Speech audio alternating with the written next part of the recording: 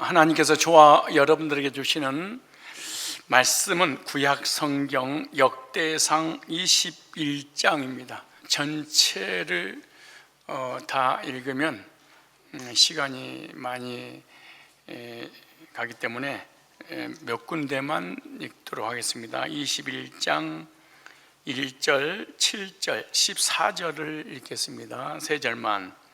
그리고 제가 설교하면서 한 절씩 말씀을 선포하겠습니다. 21장 1절 시작. 사단이 일어나 이스라엘을 대적하고 다윗을 격동하여 이스라엘을 계수하게 하니라. 7절에 하나님이 이 일을 괘씸히 여기사 이스라엘을 치심해. 14절에 이에 여호와께서 이스라엘 백성에게 온역을 내리심에 이스라엘 백성의 죽은 자가 7만이었더라. 아멘. 오늘 본문을 중심해서 코로나 팬데믹을 끝내려면 이라는 제목으로 말씀을 증거할 때 세계적으로 또 국가적으로 개인적으로 삶의 여러 가지 지향들을 어떻게 하면 끝낼 것인가 말씀을 듣고 실제로 끝내는 그런 역사가 일어나기를 축복합니다. 지금 인류는 코로나 팬데믹으로 인하여서 큰 고통을 겪고 있습니다. 국가적으로 개인적으로 할 것 없이 너무나 힘든 고난을 받고 있습니다. 세계적으로, 국가적으로, 개인적으로 우리 주변에 일어나는 모든 고난과 시련과 역경, 즉 이런 재앙들이 우연히 일어나는 것이 아닙니다. 많은 사람들과 그리스도인들까지도 우연히 이런 고난을 당하게 된 거야. 이 고난의 때가 지나면 좋은 날이 올 거야, 참자 라고 생각들을 하지만 우리에게 주어진 이 땅에서 일어나는 고난은 우연히 주어진 것은 하나도 없습니다.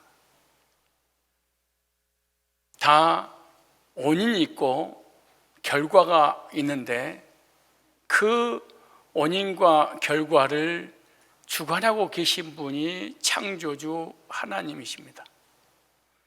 하나님께서 국가적으로, 개인적으로, 세계적으로 재앙과 고난을 보낼 때는 세 가지의 의미가 있습니다. 하나는 한 영혼을 구원의 길로 이끄실 계획을 가지고 계실 때 그 삶에 여러 가지 고난을 통해서 하나님께 돌아오게 합니다. 그 사람의 예를 들면 욥이라는 사람이죠. 욥은 하나님을 섬기고 율법을 철저하게 지키고 경건하고 거룩고 의로웠지만 구원의 은혜를 경험하기 전이기 때문에 그것이 구원인 줄 알고 신앙생활 열심히 한 그가 저주받는 것을 허락지 않으셔서 구원의 길로 인도하시기 위해서 삶의 고난을 주셔서 그 고난을 통하여 예수 안에서 거듭나서 구원받게 되는 거죠.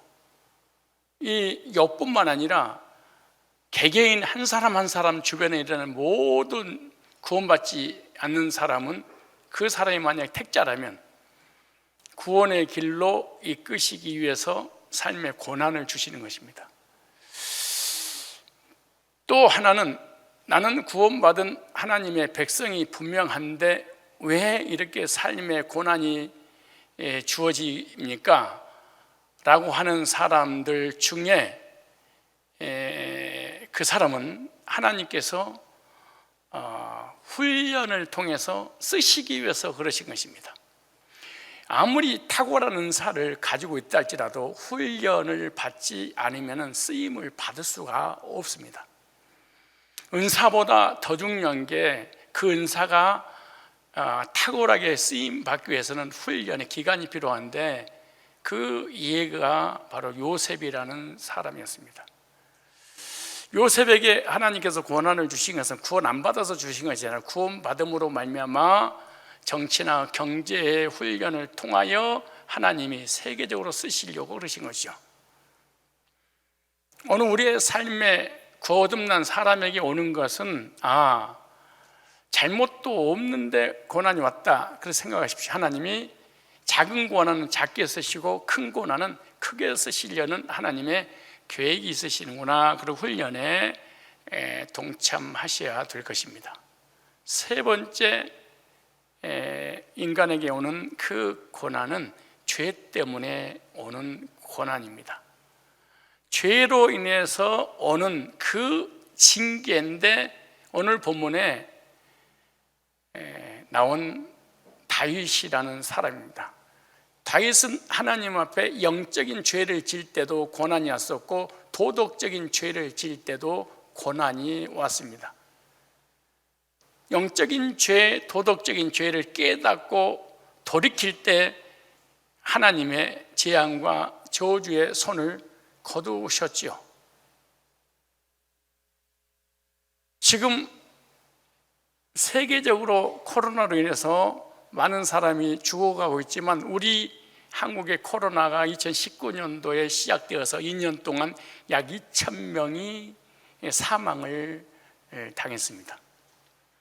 그런데 오늘 본문에 나온 다윗 시대 때도 이 전염병이 창궐 했었는데, 이 전염병으로 인해서 며칠 만에 7만 명이 죽었으니까 어마어마한 숫자요. 그 7만 명이 며칠 사이에 죽어갈 때 왕독 백성들도 두려움과 공포에 사시나무 떨듯이 떨었을 것입니다. 7만 명이 되었습니까? 당시의 이스라엘 나라의 그 국민의 숫자에 비하면 엄청난 수가 죽은 것입니다. 5,500만 명 중에 2,000명은 아무것도 아닐지도 모르겠지만, 몇백만 명, 예를 들어서 500만 명 중에 7만 명이 순식간에 죽어 나간다고 생각해 보십시오. 내 주변에서. 그 전염병은 무서운 공포의 대상이었겠죠. 그런데 왜 하나님을 사랑하고 하나님의 사랑을 받고 그렇게 신실한 믿음을 소유했던 다윗 시대 때 이런 전염병으로 인해서 많은 사람들이 죽어갔을까?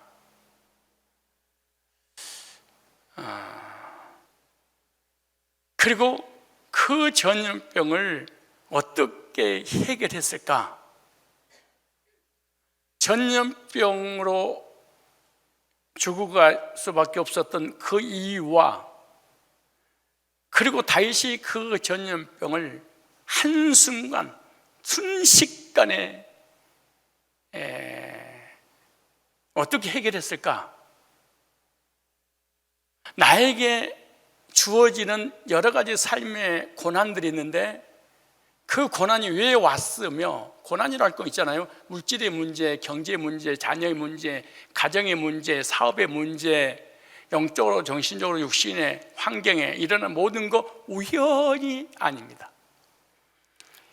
참새 2마리가 하나 싸우려 팔려가는 것도 하나님의 뜻이 아니면, 하나님의 허락지 아니하면 그럴 일이 일어나지 않을 것이다. 하나님이 허락했다라고 말한다면, 우리 참새보다 더 귀한 하나님 백성들의 삶에 일어나는 사건, 사고는 우연이겠는가?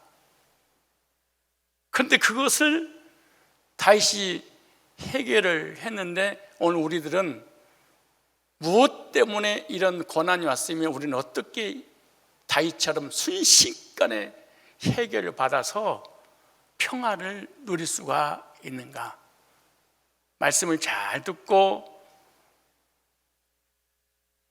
말씀으로 확증받고 믿음을 소유해서 모든 재앙이 떠나가고 평화가 우리 심령과 이 땅에 임하기를 주님의 이름으로 축복합니다. 오늘 첫 번째 보니까 왜 다윗 시대 때 전염병이 창궐 했는가에 대해서 1절에 이렇게 기록됐습니다. 사단이 일어나 이스라엘을 대적하고 다윗을 격동하여 이스라엘을 계수하게 하니라. 그 다음에 다른 번역 성경을 보면 사탄은 이스라엘을 괴롭히려고 다윗으로 하여금 이스라엘의 병적을 조사할 마음을 품게 하겠다. 다윗 시대 때 전염병으로 인해서 며칠 사이에 10만 명이 죽어가고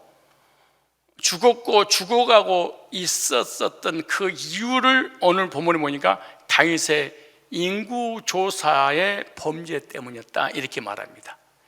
다윗이 범죄한 이 죄는 십계명을 어긴 죄도 아니고 도덕과 윤리적인 죄를 얘기하는 것이 아니라 하나님과 인간 사이에 영적인 죄를 범했다 이렇게 말합니다.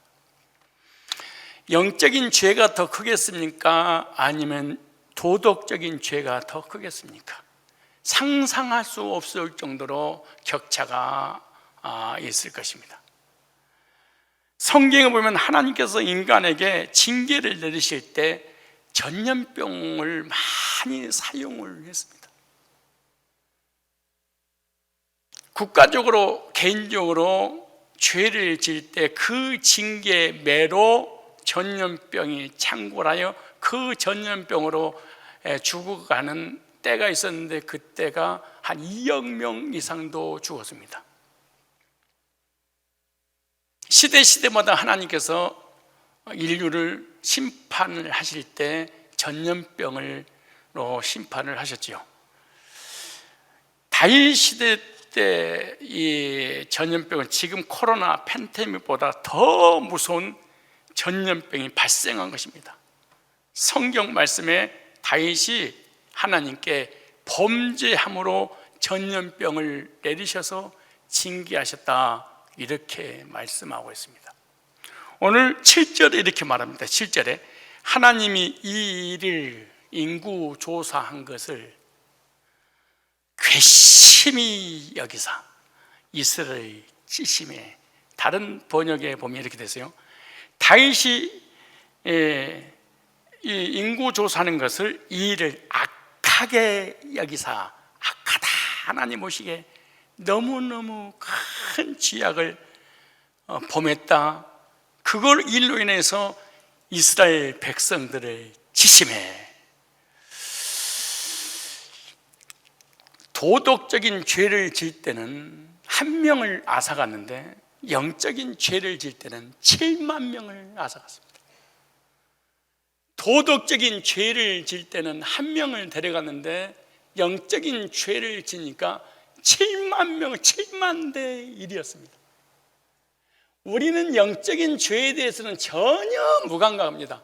그리고 도덕적인 죄를 짓게 되면 아주 민감해서 다른 사람을 비판하고 정죄하고 자기 스스로 자신을 정죄할 때가 너무 많은데 성경에는 그 죄가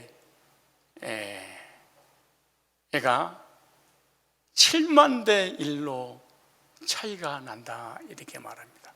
그렇다면 도덕적인 죄를 지었을 때 한 명의 생명을 하나님이 거두었다면 7만 명의 생명을 거둬 가시는 그 죄는 어떤 죄냐?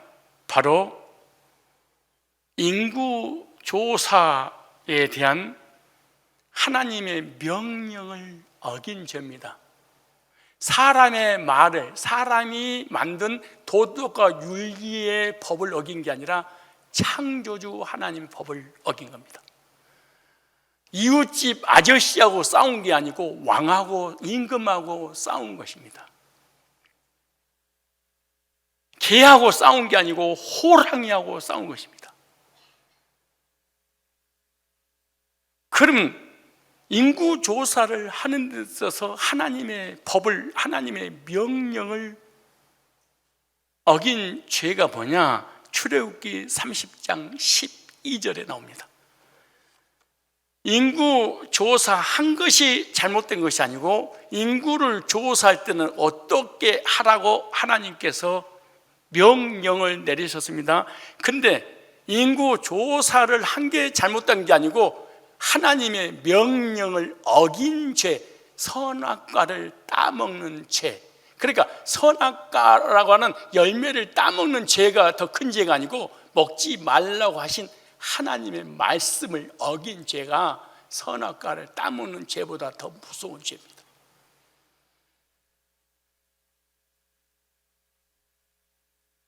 우리는 먹었냐 안 먹었냐, 선악과가 뭐냐, 이것에 치중하지 하나님께서 말씀하신 것에는 관심이 없어.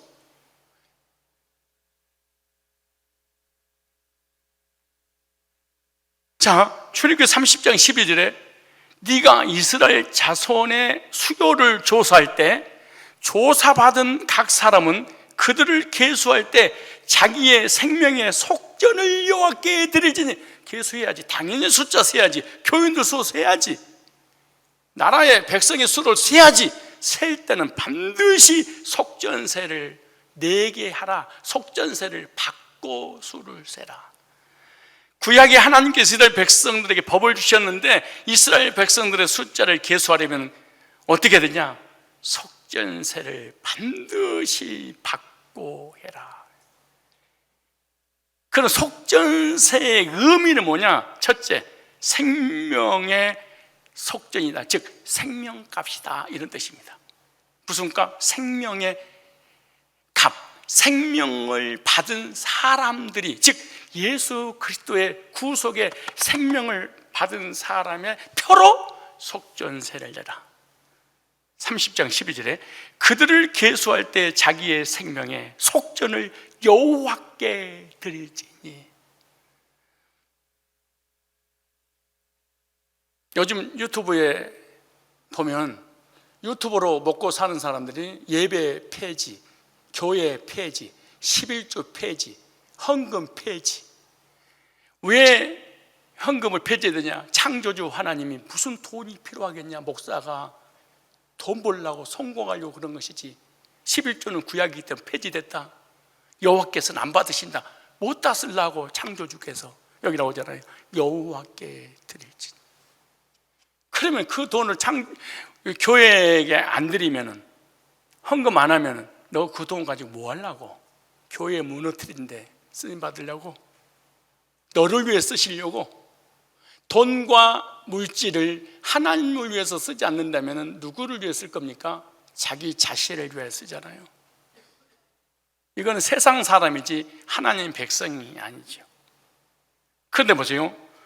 생명의 속전을 여호와께 드릴지니, 이스라엘 백성을 계수할 때 드렸는데 이스라엘 백성을 구속하기 때문에 속전을 드리게 해라.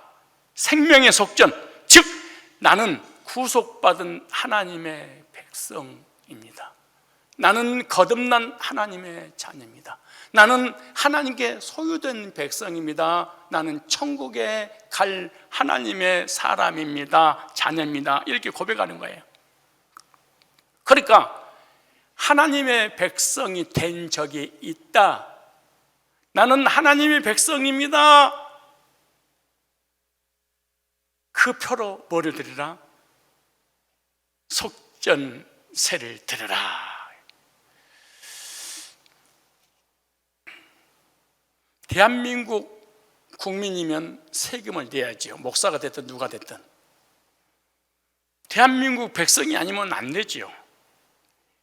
천국의 백성이라고 믿어진 사람은 천국 백성의 세를 내면서 나는 천국 백성입니다.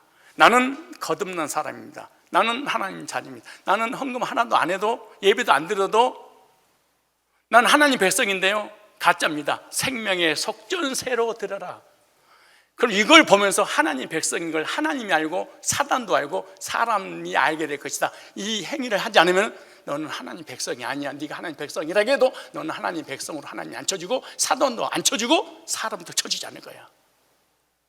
속전세란다. 사람을 세할 때는 속전세를 내라. 내면서 뭐해? 나는 신앙을 배가있죠. 나는 하나님 백성입니다.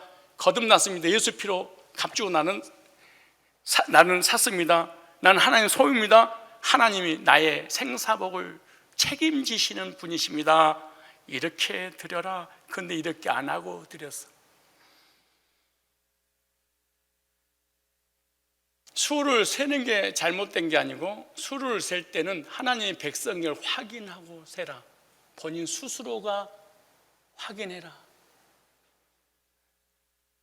두 번째, 왜 이 속전세를 사람을 셀 때는 내야 되냐?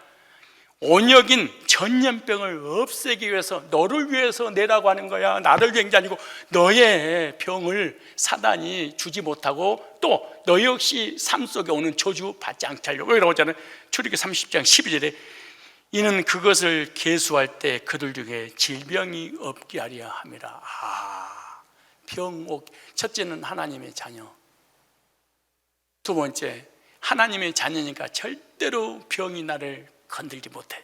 사단이 나를 건들지 못해. 속전은 이스라엘 백성들에게 온역을 제거시켰습니다. 이스라엘이 하나님의 소유라는 것을 고백하는 속전을 드리면 하나님께 그 생명을 지켜주시기 때문에 병이 걸리지 않게 될 거야. 병은 있는데 그 병이 너에게는 오지 않아. 네 백성에게는 안 와. 애굽에게 내렸던 그 재앙을 하나도 너희들에게 내리지 않겠다. 출애굽기 15장에 온역을 제거하여 생명을 대속하여 주심으로 하나님의 소유의 증거로 속전세를 드렸습니다. 그런데 이것은 빈부의 차이가 없이 똑같이 평등하게 드려라. 부자라고 많이 드리고 가난하다고 적게 드리지 마라. 평등하게. 무슨 말이냐? 구원받은 것은 유무식을, 빈부를 막론하고 구원은 모든 인간은 평등하기 때문에 죄 문제가 해결받고 구원받은 것은 모든 인간은 언제를 가지고 태어났고 그 언제 문제 해결하는 것은 예수님 외에는 없다. 그래서 출애굽기 30장 14절에 무릇 계수 중에 드는 자 곧 20세 이상 된 자가 여호와께 드리되 너의 생명을 속하기 위하여 여호와께 드릴 때 부자라고 반사기를 더 내지 말고 가난한 자로 덜 내지 말지니 똑같이 내라. 구원은 똑같다. 차별이 없다. 그래서 로마서 3장 22절에 곧 예수 그리스도를 믿음으로 말미암아 모든 믿는 자에게 미치는 하나님의 은이 차별이 없느니라. 무슨 말? 어떤 사람은 율법으로 구원받고 어떤 사람은 방언으로 구원받고 어떤 사람은 은사로 구원받고 어떤 사람은 행위로 구원받고 어떤 사람은 성화돼서 구원받고 이런 차별이 없느니라. 어떤 사람은 언제 문제 해결받고 구원받고 어떤 사람은 자범죄 회개해서 구원받고 어떤 십계명 지켜서 구원받고 어떤 사람은 헌금을 많이 하고 헌신을 많이 해서 구원받고 어떤 사람은 예배당을 건축해서 구원받고 그런 게 아니고 차별이 없느니라. 구원에 있어서는 평등하단다. 똑같이 내야 된다. 뭐를 없애기 위해서? 삶의 저주를, 고난을, 재앙을 없애기 위해서. 그러면 이 속전을 받아서 어디에 사용하냐? 하나님 앞에 드릴 때 하나님께서 회막 제사장이 하나님을 섬기는 그 일에 써놨어요. 보세요. 16절에 너는 이스라엘 자손에게 속전을 취하여 회막의 봉사에 쓰라. 이것은 여호와 앞에서 이스라엘 자손의 개념이 되어 너의 생명을 속하리라. 속전은 회막에서 제사장 사역에 속전이 쓰여졌죠. 그러니까 이스라엘 백성의 성전세였던 것입니다. 그러니까 하나님께 드리는 헌금은 구속받은 자가 구속받은 교회에서 주의 종들이 영혼 구령을 위해서 하나님을 섬기는 일에 쓰기 위해서 드려라, 그렇게 말합니다. 그런데 하나님의 교회를 위하여 드리는 사람에게 온역을 내가 제거해 시켜주마. 우리의 모든 삶의 재난과 재앙과 여러 가지 고난의 질병을 제거시켜 주시겠다고는 약속입니다. 그런데 헌금을 반드시 어디에 드려라? 구속의 복음의 말씀이 선포되는 그곳에. 목사님, 나는 11조 폐지돼서 안 해요. 예배도 구약의 성전이 신약에는 두세 사람이 모인 건데 그 돈이 한 게 내가 교회니까 안 해요. 나는 11조를 폐지하고 난 다음에 예배가 폐지됩니다. 예배 폐지되고 난 다음에 교회가 폐지됩니다. 이 3요소를 폐지하려면 제일 먼저 뭐가 없어져야 되냐 그러면 헌금만 없어지면 자동적으로 교회를 운영하기 불가능합니다. 만약에 예배를 드리지 않는 시간, 하나님 앞에 드리지 않는 헌금 안 드렸어. 어디다 쓰려고? 누구를 위해 쓰려고? 전부 다 자기를 위하여 쓰는 거잖아요. 그리스도 안에서 구원받은 사람이 감사하고 기뻐 감격해서 하나님 나라 확장을 위하여 복음을 교회에서 쓰겠습니다. 예배, 나를 사랑하는 하나님의 음성을 듣고 싶어서, 신랑의 소리를 듣고 싶어서 나는 오늘도 예배당에 나와 온 가족과 영적인 가족께 하나님의 영광 올려드립니다. 교회란, 여러분들이 몰라서 그렇습니다. 교회란 구원받은 성도들의 모임을 성경에서는 교회라 그랬습니다. 잊어버리면 안 됩니다. 구원받은 성도들의 모임을 교회라, 에클레시아. 그런데 사람들이 교회가 나야. 너는 그냥 교회가 아니고 지체야, 지체. 지체들이 모여서 모임을 교회라. 그래서 하나님의 지체가 된 적이 없으면 교회가 형성이 안 되니까 이 모임이 안 들어와. 왜? 주님의 지체가 된 적이 없거든. 주님의 몸과 결합된 적이 없거든. 거듭난 적이 없거든. 그러니까 이 모임이라고 하는 교회의 회중 공동체 안에 들어오지 못하고 나 혼자 다니면서 내 몸이 성전이야, 에클레시아는 나야, 내가 거듭난 사람이야, 내가 구원받은 사람이야, 주님은 어디든지 계셔 합리하면서 하는데 성경적으로 그 사람은 교회가 아닙니다. 교회는 지교회를, 지역교회를 성경에서 말씀하고 있는데 성경에는 우주적 교회가 모인 지교회를 교회 이렇게 말합니다. 속전을 왜 내냐? 세 번째, 구원받은 성도만이 드릴 수 있었다. 특권이었죠. 속전을 통해서 하나님의 백성의 고백이 되는 것이고 하나님의 소유고 하나님께 소속된 백성이며 교회를 위해 드려지는 헌금이 바로 속전세, 속전이었다, 이렇게 말합니다. 얼마나 큰 축복이. 하나님, 난 택함받은 백성입니다. 열방 중에 구원받은 하나님 자녀입니다. 나는 하나님 소유입니다. 하나님이 나의 주관자가 되셔서 내 인생을 책임지신 분입니다. 그 하나님을 믿기 때문에 음부의 권세가 이기지 못해, 이러면서 드린 게 속전세였습니다. 속전세를 받지 않고 인본주의적 입장에서 인구조사를 했을 때 다윗에게 엄청난 지향이 임했는데 도덕적인 죄보다 7만 대 1로 저주가 내렸습니다. 다섯 번째, 이스라엘 백성들의 속전을 냈는데 어떻게 되냐? 은 반세겔을 내라 그랬죠. 무릇 출애굽기 30장 13절에 무릇 계수 중에 들은 자마다 송에서 세겔을 반세겔 낼지니 한 세겔은 20세겔이라. 그 반세겔을 여호와께 드릴지면 무릇 계수 중에 들은 자 곧 20세 이상 된 자가 여호와께 드리되 너희의 생명을 속하기 위하여 여호와께 드릴 때 부자라고 반세겔에서 더 내지 말고 가난한 자로 덜 내지 말라. 이 반세겔 히브리어로 이 세겔하 코데시라는 단어가 이 거룩하다 이런 데, 거룩한 세겔 이런 뜻입니다. 그러니까 하나님 앞에 드려진 것을 거룩하다. 성전, 성도, 성구 구별됐다.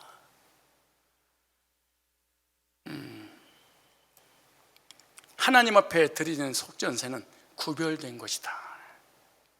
반세길이란 말은 1년에 한 번씩 약 20만 원 정도 1년에, 그러니까 많지도 않습니다. 구약에 하나님께서 법을 주셨는데 다윗이 인구조사를 할 때 법을 어기고 속전세를 거두지 않고 그냥 했습니다. 속전이란 말은 구속받은 은혜를 감사하는 헌금이다, 이렇게 생각하시면 됩니다. 나의 허물과 죄와 저주와 사망과 사단의 권세에서 아무 공로 없이 해방시켜 주시고 하나님의 자녀 삼아 주셔서 이 땅에 사는 날 동안에 이 자존감을 가지고 감격 속에 살고 있어 떠나가는 그날 천국으로 인도해 주신 그 하나님께 너무나 감사해서 이거 드립니다. 그걸 속전세다, 이거 생각하면 됩니다. 그러므로 다윗은 이스라엘 백성들에게 복음을 가지고 있으면서도 불구하고 복음을 전하지 않고 인구조사를 했습니다. 구원받은 하나님 백성들의 죄가 뭐냐? 복음을 가지고 있으면서도 전하지 않는 죄, 이것보다 더 무서운 죄는 사실은 없습니다. 복음을 전하지 않는 죄가 가장 큰 죄입니다. 복음을 받고 구원의 확신과 감격 속에 살아야 되고, 구원받고 감격 속에 주님의 몸된 교회에서 헌신하고, 구원받고 감격 속에 영혼을 구령하는 이 일을 하게 하기 위해서 저와 여러분들을 먼저 부르신 것이에요. 그런데 다윗은 예수님의 십자가의 구속의 복음을 전하지 않고 인구조사한 것이 하나님 보시기에 큰 죄였다. 7만 대 1의 죄를.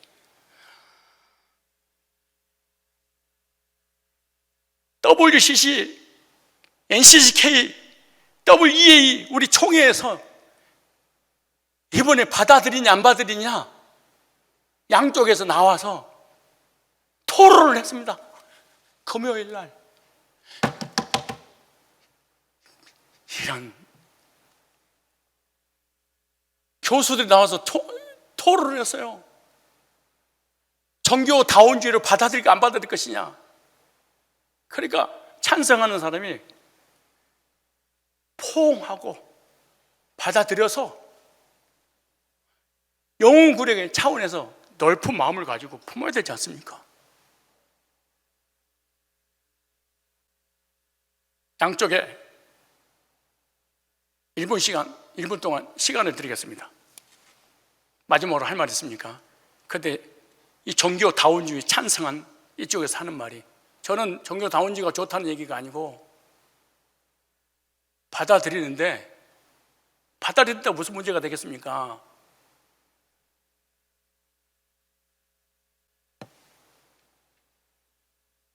세수해서 물이 얼굴만 적실 뿐이지 몸은 괜찮지 않습니까? 그러니까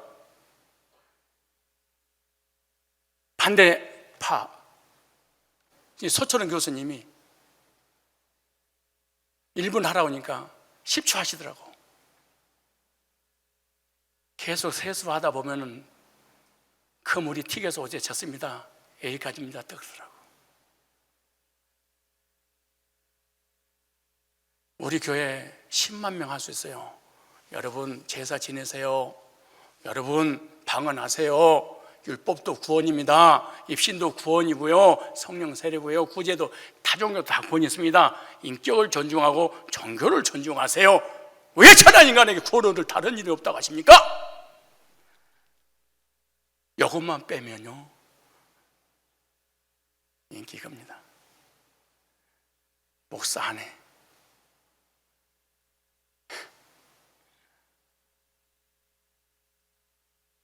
다윗이 이 죄를 졌어요. 구속의 경험을 하지 못하도록 복음 증거하지 못한, 속전세를 받지 않는, 하나님의 백성이라는 정체성을 심어주지 않는 죄 7만 명을 구원이 다예요. 그런데 이런 재앙을 내린 중에 하나님이 그러시는 거예요. 그 재앙을 해결하는 방법이 있단다. 그리고 방법을 알려줘, 주의 종을 통해서. 자, 두 번째입니다. 어떻게 해결할 것인가? 역대상 21장 8절에 다윗이 하나님께 아뢰되 내가 이 일을 행함으로 큰 죄를 범하나니 이제 간구합니다. 종의 죄를 사하여 주옵소서. 내가 심히 미련하게 행하였나니라. 재앙의 전염병을 어떻게 해결할 것인가? 우리의 삶에 일어나는 모든 고난 우연이 아닐 텐데 어떻게 해결할 것인가? 첫째, 회개의 기도를 해야 됩니다. 다윗은 자기가 잘못했다고 뉘우치고 회개했습니다. 21장 8절에. 그런데 실제로 하나님의 백성들이 잘못을 하면은 징계가 내렸고, 징계가 오면 하나님의 전에서 부르짖어 회개하면 하늘에서 들으시고 그 교회에서 하는 그 기도에 내가 응답하리라. 이렇게 열왕기상 8장 28절 29절 이렇게 말해요. 그러나 나의 하나님 여호와여, 종의 기도와 간구를 돌아보시며 종의 오늘날 주 앞에서 부르짖으며 비는 기도를 들으시옵소서. 주께서 전에 말씀하시기를 내 이름이 거기 있으리라 하신 곳이 전을 향하여 주의 눈이 주야로 보시옵시며 종이 이곳을 향하여 피는 기도를 들으시옵소서. 만일 땅에 기근이나 온역이 있거나 곡식이 시들거나 까무기 전염병이나 사업이 안 되거나 몸에 건강에 문제가 없거나 메뚜기나 황충이나 자연의 재해가 오거나 적국이 전쟁이 일어나서 탈취하거나 그리고 질병이 있거나 재앙이 오거든 한 사람이 혹 주의 온 백성 이스라엘 다 각각 자기의 마음의 지향을 깨닫고 이전을 향하여 이 전을 향하여 손을 펴고 무슨 기도나 무슨 간구를 하거든 주는 계신 곳 하늘에서 들으시고 사유하신다고 했지 않습니까? 교회는 기도하면 그 기도가 응답되는 곳입니다. 영적 성전인 교회를 통해서 하나님은 기도를 들어주십니다. 교회를 향하여 교회를 통하여 교회에서 하는 기도를 하늘의 문을 여시고 하나님은 응답하신다, 이렇게 약속했습니다. 그러므로 교회 중심의 기도를 드려야 됩니다. 오늘 다윗이 하나님 앞에 나 때문에 오는 재앙이니까 내가 잘못했습니다 라고 회개하니까 하나님 재앙을 거뒀어. 우리 교회에 일어나는 모든 사고 사건은 고목사 때문입니다. 장로 때문입니다. 나 때문입니다. 우리 가정이 무너지는 것은, 사업이 안 되는 것은 누구 때문이 아니고 나 때문입니다 라고 했더니 하나님이 저주의 칼을 걷었어. 근데 이게 안 믿어지는 거야. 너 때문이야. 나 때문이 아니야. 남편 때문이고 아내 때문이고 자녀 때문이고 뭐 우리 백성이 잘못했습니까? 아니야, 네가 잘못한 거야. 성경에 나오죠. 하나님께서 악한 왕을 세울 때가 있고 선한 왕을 세울 때가 있는데 백성들이 우상 숭배하지 않고 악한 길에서 돌이키면 하나님께서 선한 왕을 세워서 태평성을 누리게 하고, 백성들 우상 숭배하고 죄를 지면 악한 왕을 세워서 경제를 마비시켜버리고 백성들에게 고통이 왔다. 성경에 나와.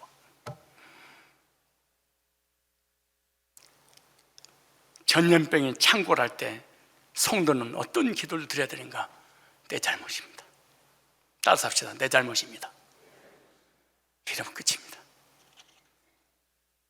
이거 한마디만 하면 하나님이 마음이 녹아날 텐데 절대로 이 말 한마디를 죽을 때까지 안 합니다.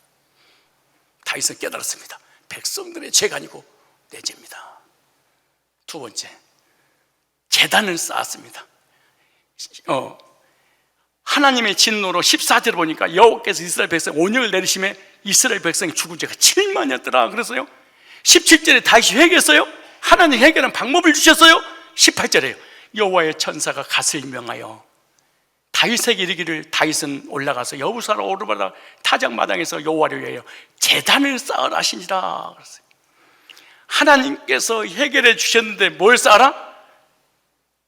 제단을 쌓아라. 어디에서?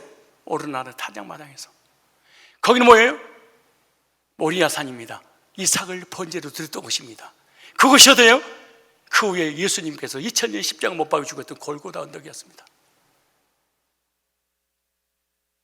너는 어디서 제단을 쌓으더니 복음을 듣고 거듭난 그 교회에서 제단을 쌓아라.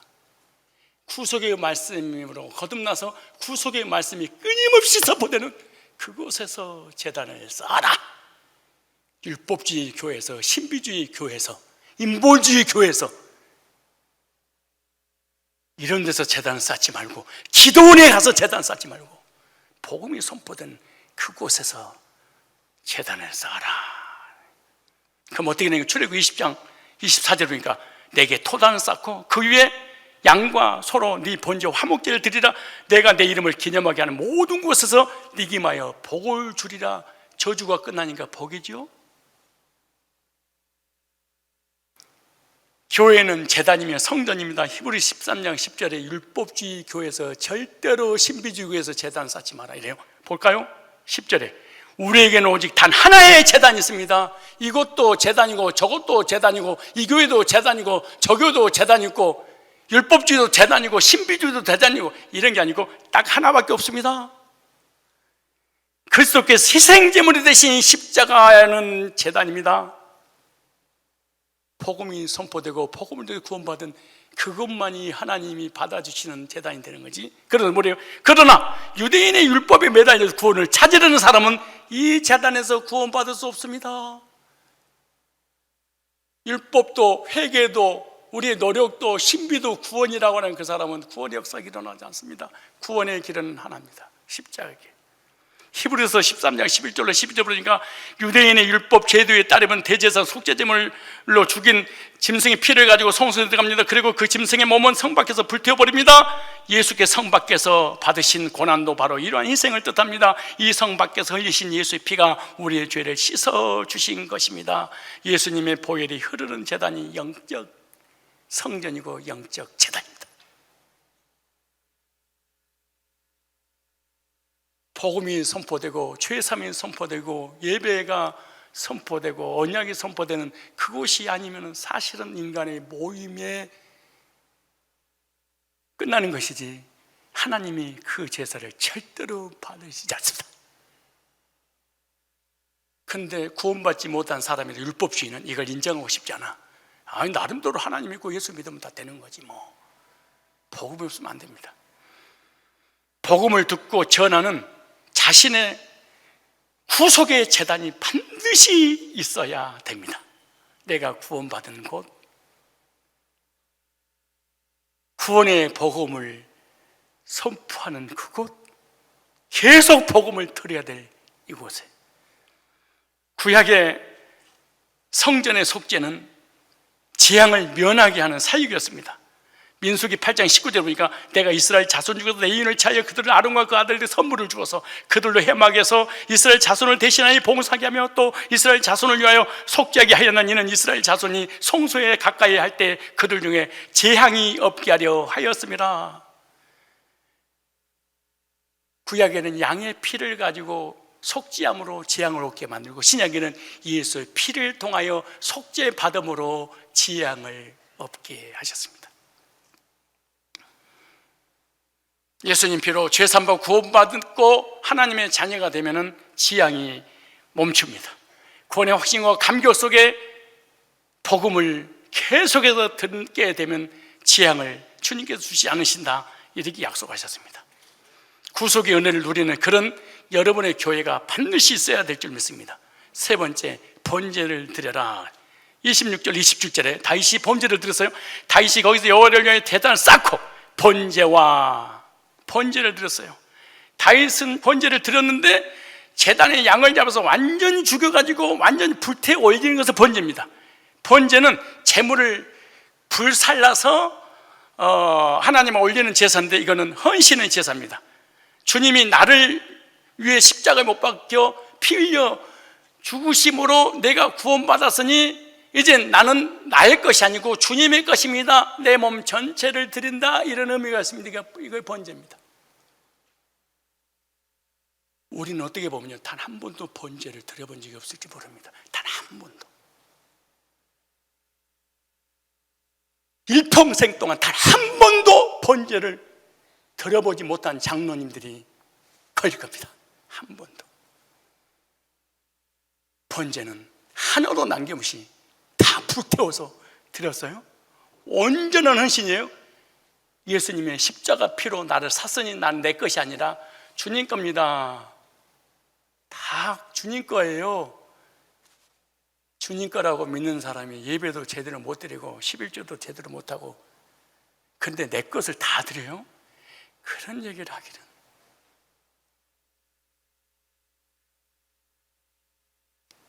번제를 다른 말로 희생제라고 합니다. 번제의 의미는 구속을 의미하는데, 구원받은 성도는 하나님께 헌신과 희생의 예배를 드려야 된다. 그래서 제물이라는 단어를 쓴 겁니다.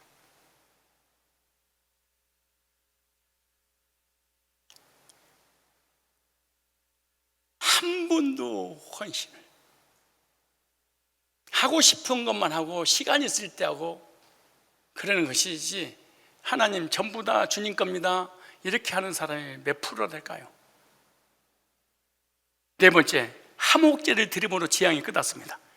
26절 27절 다윗이 거기서 여호와를 올려요. 제단을 쌓고 번제와 화목제를 드려. 그러니까 구속의 제단이 있어야 되고, 거기에 있어서 구원받고 번제 드리고 그 다음에 화목제를 드렸는데, 이 화목제는 하나님 앞에 감사제입니다. 화목제는 동물의 몸에 붙어있는 기름을 다 떼어내어 가지고 기름을 번제 드리는 불에다가 같이 태우는 거죠. 그런데 화목제는 속죄의 은혜, 감사해서 드리는 겁니다. 죄산 보고 거듭나서 하나님 자녀가 된 것이 너무나 감사해서 감사합니다.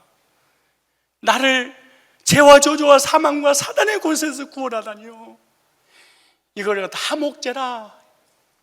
화목제물은 하나님 관계가 회복되기를 원해서 또 회복된 사람들이 드리는 거죠.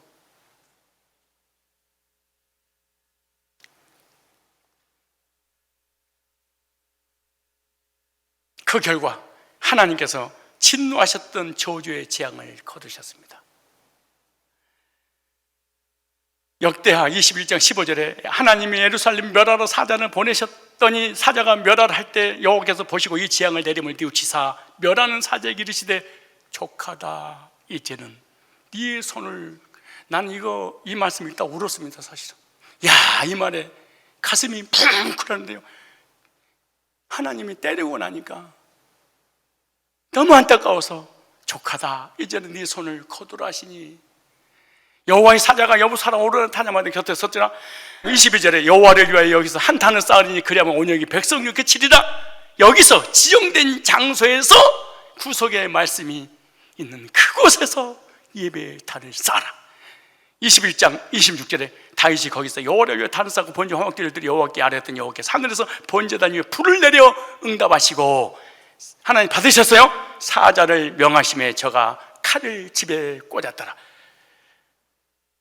여기 사무엘하 24장 25절에는 그곳에서 여호와를 위하여 제단을 쌓고 번제와 화목제를 드렸더니 여호와께서 그 땅을 위한 기도를 들으심에 이스라엘에게 내리는 지향이 그쳤더라. 구원받은 성산의 성도들이 구원의 복음을 듣고 구원의 확신과 감격 안에서 기도가 회복되고 예배가 회복되고 헌신이 회복되고 감사가 회복되는 백신을 맞으면 코로나 팬데믹도 전염병도 우리 삶의 고난, 저주, 질병 하나님이 다 순식간에 거둬가시고 평화를 주실 줄로 믿습니다.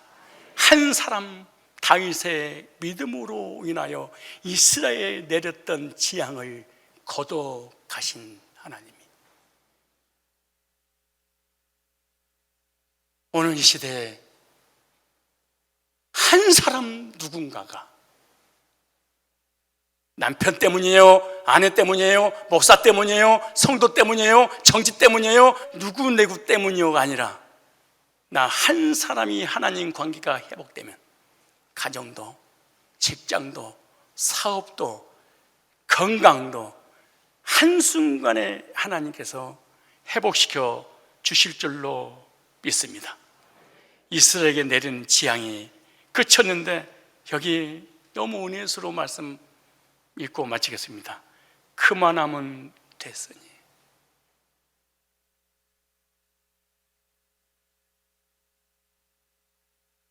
그만하면 됐으니 이제 손을 거두어라. 그만하면 됐다. 구원이 회복되고 예배가 회복되고 헌신이 회복되고 감격이 회복될 때, 기도가 회개가 회복될 때 하나님은 나에게 내렸던 모든 저주를 쏟아부었던 저주의 사자를 향하여 이제 됐다, 이제 됐으니 손을 거두라. 이스라엘 땅에 평화가 임한 것처럼 나와 가정과 직장과 사업과 이 나라, 이 민족에 평화가 임하는 그런 역사를 나 한 사람을 통하여 임하시기를 주 예수 그리스도 이름으로 축복합니다.